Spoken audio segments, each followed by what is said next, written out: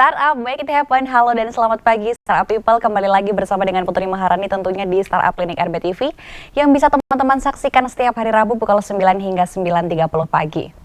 Dan tentunya kami akan memberikan informasi mengenai startup terbaru setiap minggunya dan mengundang teman-teman semua ya untuk bisa bergabung di 0274 4477666 atau bisa langsung DM di Instagram @rbtv_jogja dan juga menyaksikan di live streaming RBTV Jogja di YouTube. Dan senang sekali pada kesempatan pagi hari ini ya, kita akan membicarakan mengenai IT Business Analyst bersama dengan Mas Gabriel Bintang Timur selaku IT Project Manager. Dan kita akan sapa terlebih dahulu. Halo, selamat pagi Mas Bintang. Halo, selamat pagi Mbak Putri. Mas Bintang. Semoga sehat selalu ya. Amin, terima kasih Mas Bintang juga semoga sehat selalu dan masih WFH ini ya Mas ya? Kebetulan saya sesekali WFH, sesekali WFO ya. Oke. Karena berhubungan dengan IT itu kan memang kadang-kadang harus ke kantor begitu ya Mas ya? Iya, sebenarnya kalau kita di IT kan jarang ke kantor ya. Cuman karena kalau memang kita di manajerial biasanya memang harus ke kantor karena kan hubungannya sama customer atau sama manajemen lah ya. Jadi kita kalau di posisi sekarang kayaknya harus kadang ke kantor, kadang nggak ke kantor. Tapi it's okay. Tapi it's okay, yang penting sehat terus ya Mas ya? Ya, betul. Mas, sebelum kita ngomongin tentang IT Business Analyst nih, kan ini Mas laku IT Project Manager juga gitu ya. Nah, penasaran juga nih kalau untuk di tim development sendiri, itu selain dari ada Business Analyst, ada apa aja sih Mas? Dan mungkin bisa menjelaskan juga secara garis besarnya tuh ngapain aja gitu, role-role atau tugas-tugasnya gitu. Ya, oke.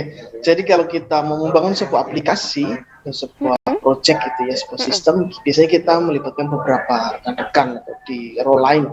Ini itu ada sistem analis, ada business analis, ada project manager tentunya, kemudian ada developer, ada tester, sampai ada biasanya nanti untuk bagian stabilisasi ataupun bagian di server side-nya nanti ada DevOps juga bisa. Gitu. Tapi tergantung dari project atau seberapa besar project yang akan kita develop.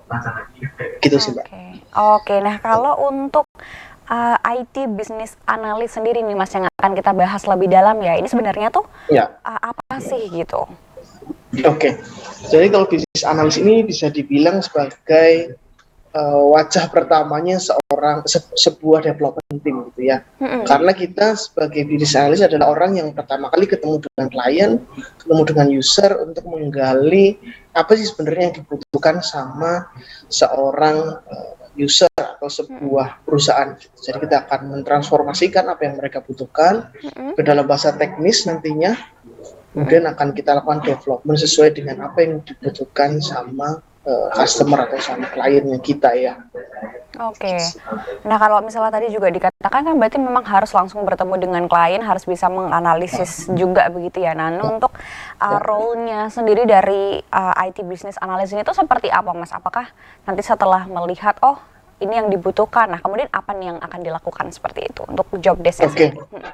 Oke. Biasanya setelah kita ketemu sama user, kita akan melakukan user requirement. Kita akan tanya sebenarnya apa yang dibutuhkan sama user dan sama si perusahaan itu tentunya ya.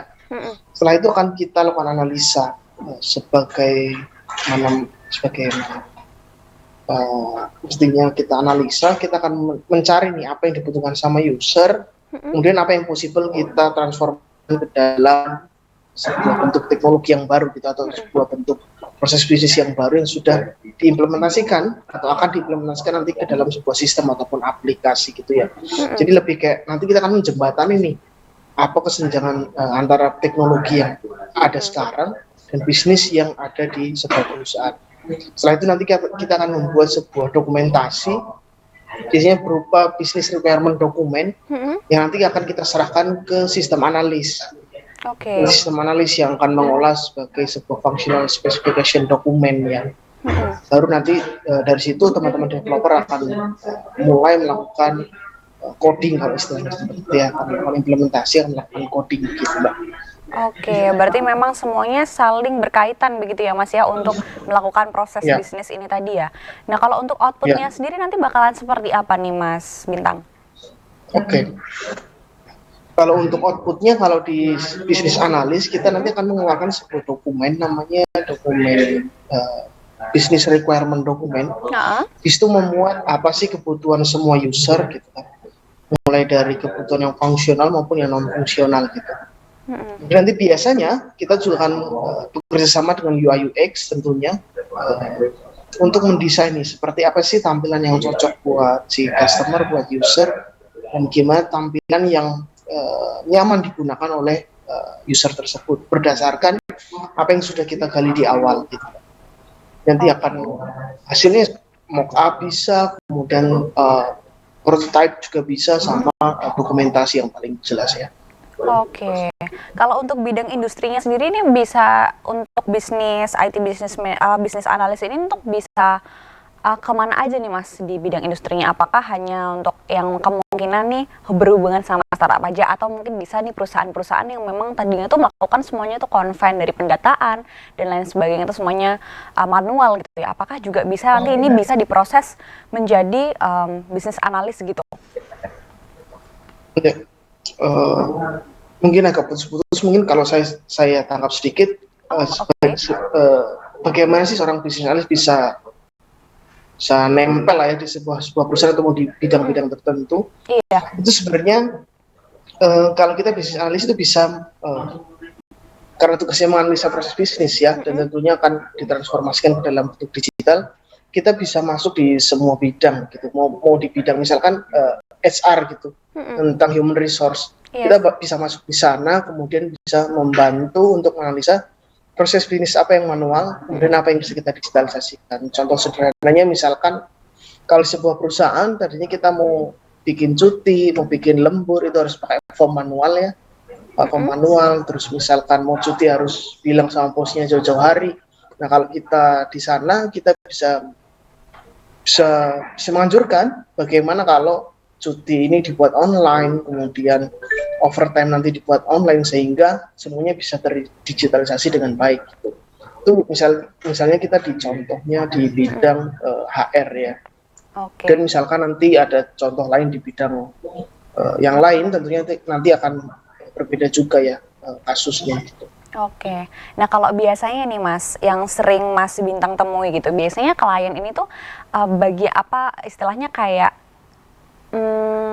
mendatangi Mas Bintang gitu tuh untuk apa sih yang biasanya minta digitalisasi? Apakah dari istilahnya kalau tadi kan contohnya mungkin lembur gitu ya, lembur, absen, presensi mungkin di setiap perusahaan. Nah, ada nggak mungkin yang unik juga yang lain yang mungkin Mas Bintang kayak, oh oke, ini menjadi salah satu tantangan juga gitu?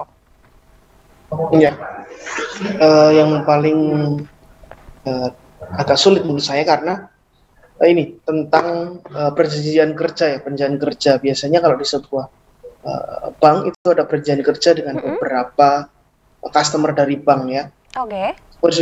Perjanjian kerja dengan beberapa pihak itu sangat dinamis gitu kan.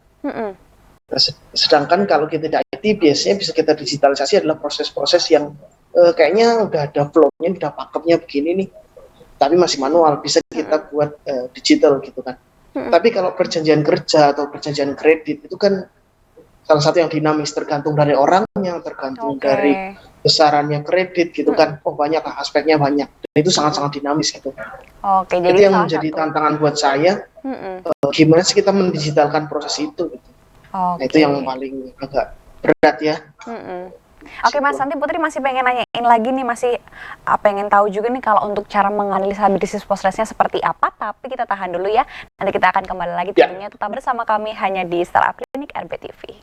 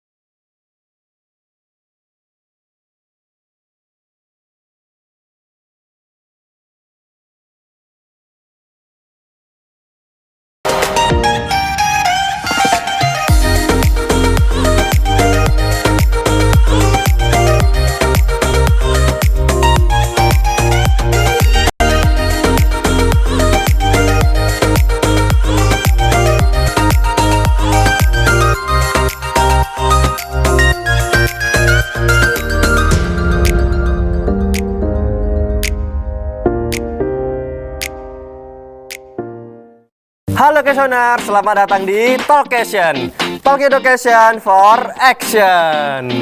Hadir dengan narasumber yang berkompeten di bidangnya. Kita sambut Oswald Arkadian Wibowo. Terus kemudian kita jadi permisif terhadap kata konten. Ya, Anda harus fokus bagaimana agar kegiatan itu Talkation, bisa diterima. setiap Rabu jam 9.30 pagi, hanya di RBTV.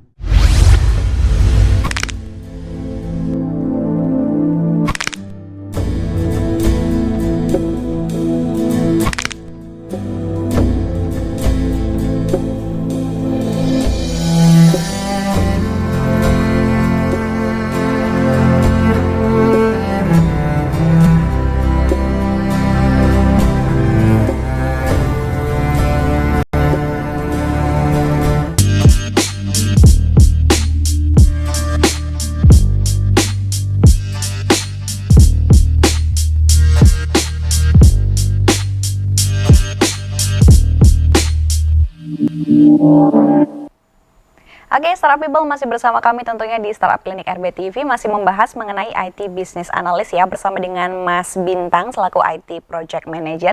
Dan tadi kita sudah membicarakan tantangan juga. Nah, kira-kira Mas Bintang, ada lagi nggak nih tantangan yang mungkin sulit gitu loh, untuk wah ternyata ini perlu proses panjang gitu untuk menyelesaikan yang dari klien ini gitu?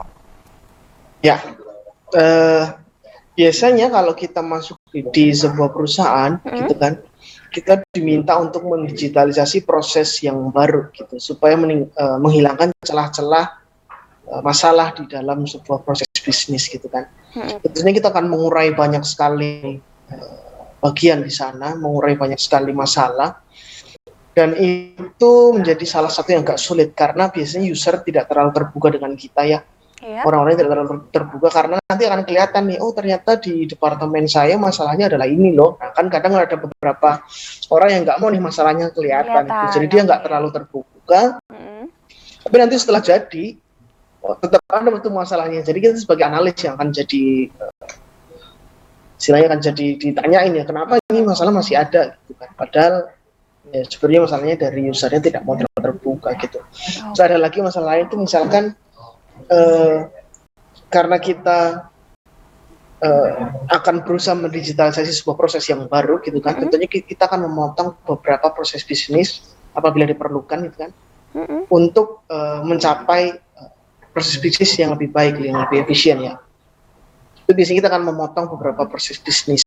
Nah ini biasanya ada perusahaan yang dia nggak mau nih ada proses bisnis yang berubah gitu. Misalkan tadinya approval 3-4 tingkat gitu kan, padahal sebenarnya bisa cuma 2 atau 3 tingkat. Kita nggak boleh tuh motong gitu, ini nggak bisa, saya bisa jalan begini. Itu yang biasanya agak sulit di situ sih Mbak. Oke, jadi memang perlu, istilahnya perlu diskusi lebih lanjut begitu ya. Ya betul. Nah, kalau misalnya melihat tadi bahwa sebenarnya itu kan bisnis analis ini kan penting banget ya, jadi biar kita tuh bisa mengetahui proses apa sih yang harus kita lakukan begitu. Nah, kalau menurut Mas Bintang sendiri, seberapa penting sih Mas bisnis analis ini gitu? Ya, oke. Seberapa penting bisnis analis ya? Kalau bisa dibilang kita salah satu yang sangat penting, karena kalau di development team sekarang itu udah berbeda dengan kita bikin aplikasi dengan cara yang lama ya. Kalau cara yang lama mungkin usernya bisa langsung minta sama developernya gitu kan. Mas developer, mas programmer, kita tolong bikinin fitur A, fitur B, fitur C gitu kan. Nah kalau sekarang kayaknya udah jarang banget atau bahkan nggak ada ya user yang minta langsung ke programmernya. Biasanya dia harus melalui proses analisa dulu yang dilakukan oleh bisnis analis dan sistem analis.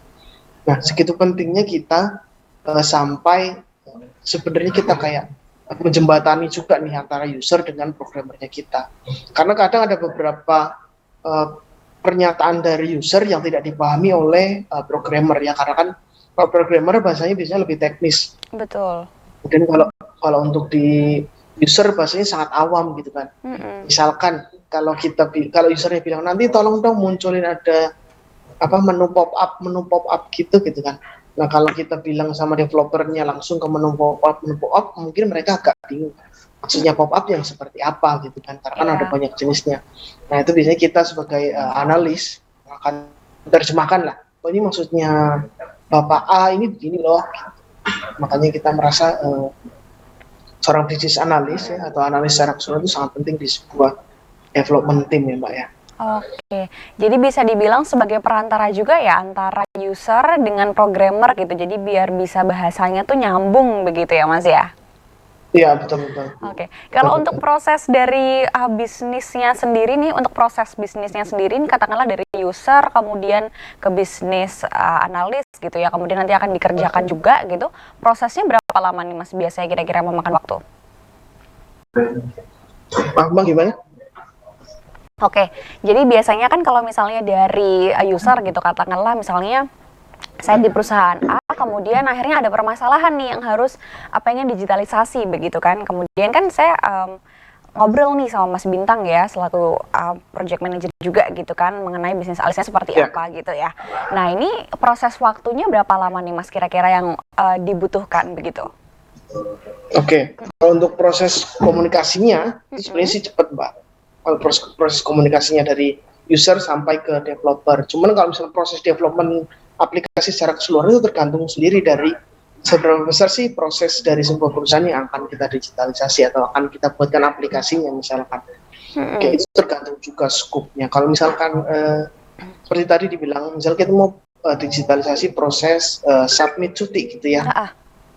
Proses submit cuti itu mungkin sekitar 3-4 bulan cukup. Cuman kalau dia mau mendigitalisasikan semua proses perusahaan mulai dari rekrutmen karyawan sampai promosi, kemudian sampai cuti itu mungkin bisa 1 atau 1,5 tahun. Itu tapi tentunya kalau kita delivery sesuatu itu nggak mungkin ya nunggu jadi semua baru kita deliver ke customer. Nah, kita delivernya bertahap, per fitur kah, atau per fungsi kah, atau per aplikasi yang memang dibutuhkan sama customer-nya. Oke, berarti untuk proses 3-4 bulan, katakanlah tadi untuk lembur, kemudian cuti gitu ya, kan tadi prosesnya kurang lebih sekitar 3-4 bulan. Nah itu tuh nanti outputnya adalah sebuah aplikasi, jadi nanti itu perusahaan itu akan mempunyai aplikasi sendiri atau seperti apa nih Mas outputnya? Oke. Gimana Mbak? Halo, oke. Aku ulang ya Mas ya. Jadi kalau tadi kan dikatakan Mas Bintang tuh prosesnya 3-4 bulan begitu ya Mas ya, untuk katakanlah cuti kemudian lembur begitu. Nah, kalau untuk perusahaan sendiri ini tuh bentuk outputnya nanti yang akan didapatkan perusahaan ini tuh seperti aplikasi, jadi nanti perusahaan memiliki aplikasi atau sistem sendiri atau seperti apa ini Mas Bintang? Ya, jadi nanti biasanya kita akan memberikan blueprint-nya. Kira-kira cocoknya ini perusahaanmu ini adalah proses bisnisnya seperti ini berdasarkan yang kita analisa. Kemudian aplikasi yang dibutuhkan itu ada 1, 2, 3, 4 misalnya kita sebutkan ya. Kemudian untuk yang paling urgent adalah aplikasi nomor sekian. Gitu. Untuk aplikasi nomor 1 misalkan itu kita membutuhkan waktu 2-3 bulan, 3-4 bulan. Kemudian aplikasi 2, aplikasi 3, aplikasi 4 itu berapa? Nanti setelah kita kalkulasi, kemudian dari pihak perusahaan biasanya akan menentukan mana yang akan di-development duluan dan mana yang di terakhir. Nah, itu baru deh kita mulai assessment lebih lanjut lagi tentang proses bisnis dari masing-masing aplikasi itu. Gitu, Mbak. Jadi dari awal nanti belum ada sistem itu sampai dengan akhir nanti tetap bisnis analis gitu ya, itu akan tetap mendampingi ya Mas ya? Iya, kita akan tetap mendampingi development team ya. Karena kan itu tadi kita sebagai jembatan antara user sama programmer, kita yang menerjemahkan apa yang dibutuhkan sesungguhnya oleh user dan apa yang diperlukan ya sama usernya gitu. Oke. Nah kalau misalnya nih Mas Bintang ada nih teman-teman yang sedang menyaksikan tapi tuh pengen juga nih menjadi bisnis analis tapi mungkin masih bingung gitu. Nah apa sih Mas yang mungkin harus dipersiapkan atau skill yang harus dipunya gitu untuk menjadi bisnis analis gitu? Oke, mungkin kalau kita di kuliahan dulu ya, kita ada beberapa mata kuliah yang berkaitan dengan desain aplikasi, desain database gitu kan. Kemudian pemilihan warna mungkin itu juga bisa jadi salah satu yang harus kita miliki gitu. Kita harus memilih gimana sih desain aplikasi yang baik, kemudian gimana sih proses bisnis yang baik. Mungkin ada lagi materi tentang flowchart, kemudian data flow diagram, ataupun misalnya tentang bisnis proses modeling and notation, itu biasanya di kuliah diajari. Itu materi-materi yang sehari-hari misalnya saya akan kerjakan gitu, transformasikan proses bisnis manual yang kita lihat sehari-hari ke dalam dokumen, kemudian kita sampaikan ke teman-teman teknikal ya, teman-teman programmer. Biasanya harus kita miliki. Kemudian bagaimana kita menggali apa yang dibutuhkan sama user, itu jadi salah satu poin penting juga buat seorang bisnis analis ya. Jadi apa yang dia butuh, apa yang dia perlu, dan apa yang nggak perlu. Kadang kan kan user pengen A, B, C, ternyata sebenarnya mereka nggak perlu gitu. Itu malah membuat panjang. Nah itu kita sebagai bisnis analis juga harus menentukan tuh. Apa yang mereka perlu, apa yang mereka nggak perlu gitu. Oke, nah untuk mempersiapkannya nih Mas, mungkin Mas Bintang juga bisa memberikan tips-tips nih untuk teman-teman juga gitu ya. Apa kalau tadi kan juga memang harus melihat dari desain, kemudian up to date juga gitu ya Mas ya. Nah, ada nggak nih tips-tips dari Mas Bintang yang lain mungkin? Oke. Tipsnya kalau misalkan teman-teman sekarang masih kuliah, silakan teman-teman pelajari tentang bagaimana mendesain aplikasi. Jadi kalau di desain aplikasi itu ada namanya software development life cycle ya. Di software development life cycle itu kita berada di posisi desainnya. Ada kalau di software development life cycle ada desain, ada requirement planning, ada reconstruction, ada testing, ada product release, sama ada implementation ataupun ada maintenance gitu. Nah kita berada di tahap desain dan user requirement. Itu kalau di kuliahan silakan dipelajari dengan baik gitu kan. Karena itu akan menjadi dasar kita untuk melangkah ke proses menjadi seorang bisnis analis gitu. Berarti memang desain di sini tuh berperan sangat penting ya Mas ya. Ini desain ini harus bisa desain istilahnya kayak di desain manual atau bisa langsung desain di istilahnya di PC gitu Mas, atau desainnya yang seperti apa nih Mas? Desain yang di sini yang dimaksud tuh desain kita buat halaman login, buat halaman form input gitu-gitu. Kayaknya tools-toolsnya sekarang udah banyak ya. Tools untuk mendesain sebuah aplikasi itu udah banyak. Bisa mungkin teman-teman pakai Adobe XD ataupun pakai Figma juga bisa. Jadi teman-teman bisa mulai belajar membuat desain aplikasi lewat itu. Gimana sih membuat halaman-halaman yang mudah digunakan dan nyaman dilihat gitu. Biasanya di kuliah sering diajarin sih tentang interaksi manusia dan komputer kalau nggak salah ya. Wow, berarti kurang lebih itu sama mirip-mirip dengan user interface juga nggak sih Mas, atau UI gitu kan, sama-sama untuk menghias desain gitu nggak sih? Ya, kalau UI UX mungkin zaman dulu belum terlalu diulas role sebagai user interface sama user experience ya. Mungkin karena sekarang software development cycle metodologinya udah berubah, ada agile, ada scrum dan lain-lain. Jadi proses yang tadi seorang business analyst kerjakan itu dipisah. Jadi business analyst hanya mengerjakan requirement dari user, kemudian requirement-nya ditulis, kemudian diserahkan ke tim UI UX, kemudian UI UX yang akan mendesain aplikasinya. Kalau sekarang kayak gitu. Tapi kalau dulu awalnya itu semua dikerjakan jadi sama satu gitu ya. Begitu. Nah Mas, mungkin terakhir nih ada yang pengen disampaikan oleh startup people dan juga yang nonton sekarang nih, monggo silahkan. Mungkin kalau dari saya sebagai seorang analis ya, pernah sebagai bisnis analis itu yang sulit dari seorang bisnis analis atau dari sebuah user requirement, kita menggali kebutuhan dari user itu bukan mencatat atau melihat apa yang sebenarnya diinginkan sama user, tapi gimana kita seorang bisnis analis melakukan eksplorasi dengan sangat komprehensif, membantu user ini mengetahui apa yang sebenarnya mereka perlukan atau mereka butuhkan. Gitu Mbak, kalau dari saya ya. Baik, terima kasih banyak ya Mas Bintang ya. Semoga sukses dan juga sehat selalu. Next time kita bisa ngobrol-ngobrol lagi. Dan terima kasih untuk startup people yang sudah menyaksikan. Kita akan ketemu lagi minggu depan dan Putri Maharani harus pamit dulu. Selamat pagi dan sampai jumpa. Startup Make It Happen. Bye-bye.